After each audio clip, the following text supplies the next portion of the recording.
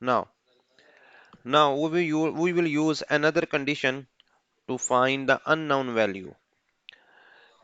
If I have an equation like 4x square plus 3px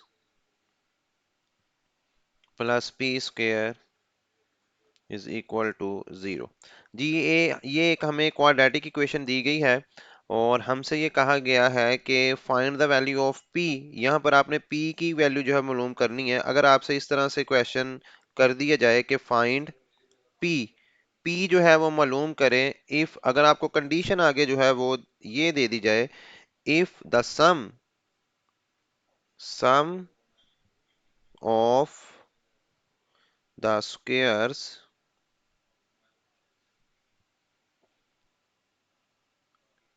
of the roots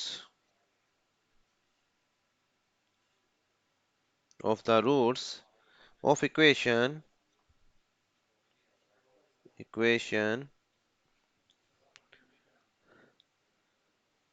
is unity।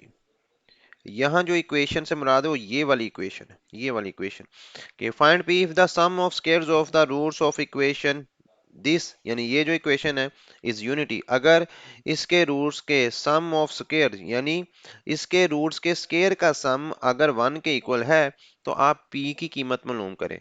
So first of all हम let करेंगे roots, let alpha beta are the roots of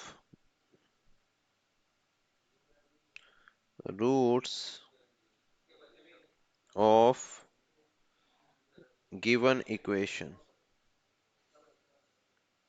हम let कर रहे हैं कि alpha और beta जो हैं वो गिवन इक्वेशन के रूट्स हैं। तो अगर ये गिवन इक्वेशन के रूट्स हैं तो अब हम sum of roots and product of roots find करेंगे। सम ऑफ रूट्स का फॉर्मूला है, सम को हम ऐसे डिनोट करेंगे, सम मीन इन दोनों रूट्स को हम ऐड करेंगे तो ये होगा alpha plus beta which is equal to, sum का फॉर्मूला है माइनस बी ओवर ए। अब यहाँ पे हम माइनस एज इट इज लिखेंगे, b की वैल्यू हम लगाएंगे that is the coefficient of x that is 3p over a की वैल्यू हम लगाएंगे x स्क्वायर के साथ जो कोफिशिएंट है डेट इज 4, तो हम यहाँ पे 4 लिखेंगे। तो इसके बाद हम यहाँ पे लिख सकते हैं सम ऑफ रूट्स को alpha plus beta is equal to minus 3p over 4। Again हम प्रोडक्ट ऑफ रूट्स अब निकालेंगे इसके साथ साथ ही, तो हम निकालते हैं प्रोडक्ट ऑफ रूट्स जिसको हम p से डिनोट करेंगे और प्रोडक्ट मीन इन दोनों रूट्स को मल्टीप्लाई करवाया जाएगा। So alpha beta is equal to, इसका फॉर्मूला है c ओवर a। अब हम c और a की वैल्यू पुट करेंगे तो हम c की वैल्यू देखेंगे that is constant term, c constant term है और यहाँ पर कांस्टेंट टर्म हमारे पास गिवन इक्वेशन में p स्क्वायर है तो हम यहाँ पर p स्क्वायर लगाएंगे। और अगर हम बात करें a की तो a यहाँ पर एक्स स्क्वायर के साथ कोफिशिएंट 4 है तो हम यहाँ पर 4 लगाएंगे। तो हम लिख लेंगे alpha beta is equal to p square divided by 4। तो ये हमने सम ऑफ रूट्स फाइंड किया है और प्रोडक्ट ऑफ रूट्स फाइंड कर लिया। अब हम चलते हैं अपनी कंडीशन की तरफ। तो अगर हम कंडीशन में देखें, गौर करें तो कंडीशन है sum of the squares of roots of equation is unity. देखिए हमारे पास रूट्स हैं अल्फा बीटा, हमें क्या गया कहा गया है इनके स्क्वायर का सम लेना है और वो इक्वल होना चाहिए 1 के। तो हम यहाँ पर लिखेंगे अकॉर्डिंग टू गिवन कंडीशन,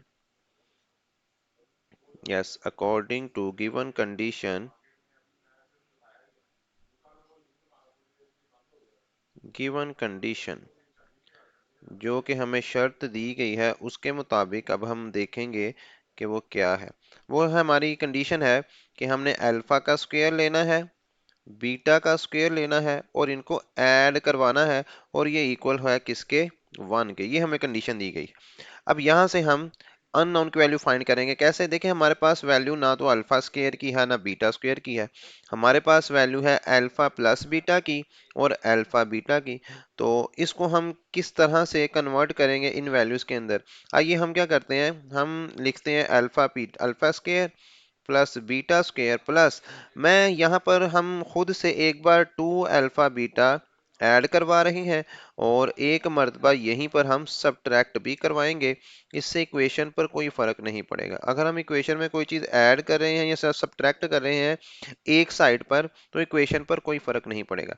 अब आप देख सकते हैं ये जो तीन टर्म्स हैं ये मिलकर स्क्वायर कंप्लीट कर रही हैं, और ये स्क्वायर होगा अल्फा प्लस बीटा का whole square minus 2 alpha beta as it is लिखा जाएगा विच इज इक्वल टू 1। अब यहाँ पे हम वैल्यूज पुट करेंगे। देखिए अब अल्फा प्लस बीटा की वैल्यू हमारे पास मौजूद है, और वो अल्फा प्लस बीटा की वैल्यू है -3p/4। तो हम यहाँ पे लगाएंगे -3p/4 और इसका ऊपर स्क्वायर ले लेंगे -2। अब अल्फा बीटा की वैल्यू अगर देखें डेट इज p²/4, तो हम यहाँ पे लगाएंगे p²/4 which is equal to 1। अब हम इनका स्क्वायर जो है वो ओपन करेंगे। यहाँ पर अगर हम स्क्वायर ओपन करें तो माइनस तो इग्नोर कर दिया जाएगा, चूंकि ऊपर पावर इवन नंबर है। 3 का स्क्वायर 9 होगा, p का स्क्वायर एज इट इज आएगा, 4 का स्क्वायर होगा 16 माइनस ये हो जाएगा 2p² divided by 4 is equal to 1। अब हम यहाँ पे एलसीएम लेंगे।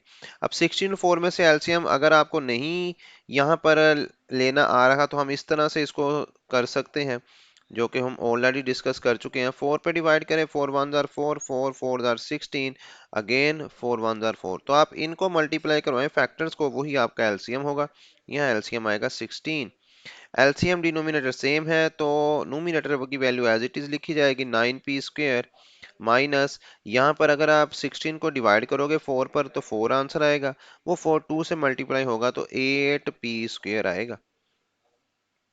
अब 9 में से अगर 8 निकालें तो p² बचेगा इज इक्वल टू 16 जो है राइट साइड पे जाएगा तो 16 1 के साथ मल्टीप्लाई हो जाएगा, तो p² इज इक्वल टू 16 के आएगा।